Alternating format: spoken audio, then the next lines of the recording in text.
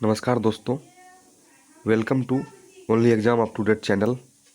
आज हम लोग एक नया पाठ देखने जा रहे हैं, क्लास 9th का है। इसमें life on earth depends on resources like soil, water and air and energy from the sun.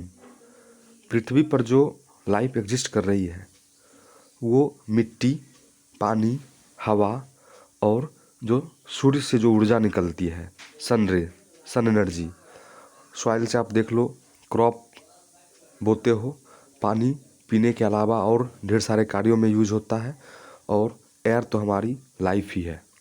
Uneven heating of air over land and water bodies causes winds. हवा कैसे बनती है? जैसे कहीं पर ज़्यादा गर्म हुआ कोई भी क्षेत्र, तो वहाँ के एयर मॉलिक्यूल्स का काइनेटिक एनर्जी बढ़ जाता है।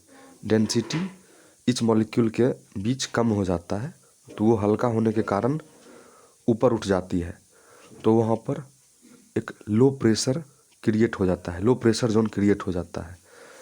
और जहाँ पर इसके विपरीत होगा वहाँ हाई प्रेशर जोन होगा। तो हमेशा हवा high pressure to low pressure, तो वहाँ से जो हवा के मॉलिक्यूल हैं वो high pressure zone to low pressure की जोन जाएगी, तो उसे हम हवा बोल देते हैं। Evaporation of water from water bodies and subsequent condensation give us rain. पहले पानी का जो इवेपोरेशन हुआ, वाष्पीकरण हुआ किसी भी वाटर बॉडीज से, उसके बाद उसका फिर से कंडेंसेशन हो जाना, वही तो वर्षा है। Rainfall patterns depends on prevailing wind patterns in an area.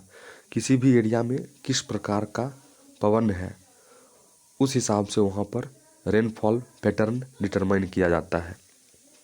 Various nutrients are used again and again in a cyclic fashion. This leads to a certain balance between the various components of the biosphere. आपने पाठ के अंदर पढ़ा होगा, nitrogen cycle, carbon cycle, phosphorus cycle. Cycle बोलने का अर्थात है कि वो एक चक्र में चल रही है। जैसे नाइट्रोजन साइकिल की बात करें तो किसी प्लांट के, जैसे राइजोबियम प्लांट है, लेगुमिनस प्लांट है, वहाँ से नाइट्रोजन रिलीज हुआ या उसके रूट नोड्यूल्स में एब्जॉर्ब रहता है, फिर एटमॉस्फेयर गया। एटमॉस्फेयर में लाइटनिंग के द्वारा भी कुछ उसका एक कंपोनेंट दूसरे कंपोनेंट में चेंज होता है, फिर वे एटमॉस्फेयर में गया, हो सकता है एसिड रेन में हो जाए, या फिर कोई ऑर्गेनिज्म उसको लिया, तो एक साइकिल चलते रहता है। उसी प्रकार फास्फोरस साइकिल है, किसी भी बर्ड्स के फीकल मैटर में फास्फोरस का कंपोनेंट थोड़ा ज़्यादा होता है। कार्बन साइकिल भी उसी प्रकार चलता है। Pollution of air, water and soil affect the quality of life and harm the biodiversity.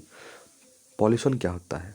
Any undesirable substance present in nature, चाहे वो सॉयल में प्रेजेंट हो, चाहे वो वाटर में प्रेजेंट हो, चाहे वो एयर में प्रेजेंट हो, तो वो हमारे लाइफ को इफ़ेक्ट करता है।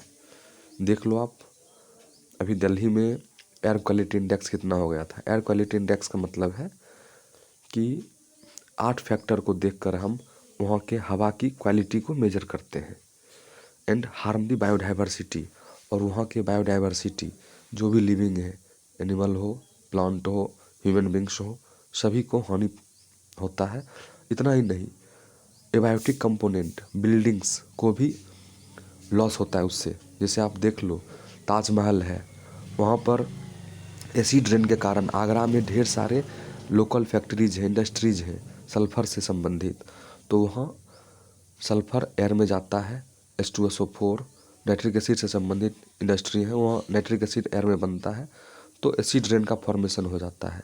और जो ताजमहल है वो कैल्शियम कार्बोनेट का बना हुआ है, तो रिएक्शन होकर वो उजला से पीले की ओर बढ़ते जा रहा है। ठीक है, तो नेचुरल मोन्यूमेंट्स को भी, या फिर किसी प्लांट पे वर्षा हो जाए एसिड रेन का, तो वो प्लांट नष्ट हो जाता है। अगर वाटर बॉडीज़ में हो जाए तो मछली मर जाए, किसी सॉइल पे हो जाए तो वहाँ उस सॉइल का पीएच चेंज हो जाता है। तो कहीं ना कहीं हर प्रकार से लॉस है। We need to conserve our natural resources and use them in a sustainable manner. तो लास्ट पॉइंट है कि हमारे अपने नेचुरल रिसोर्स को बचाना है, कंजर्व करना है, और use them in a sustainable manner. What is sustainability? Sustainable manner मतलब हुआ कि टेकिंग केयर ऑफ फ्यूचर। ऐसा नहीं है कि हम लोग जितना हो सके यूज कर लें, अपने फ्यूचर जनरेशन, आने वाली पीढ़ी का भी ध्यान रखते हुए यूज करना है, और तभी तो अगले जनरेशन, आने वाली पीढ़ी भी सब चीज़ों को देख पाएगी। इसलिए हम अपने नेचर का सस्टेनेबल यूज़ करें। थैंक्स, मिलते हैं अगले वीडियो में।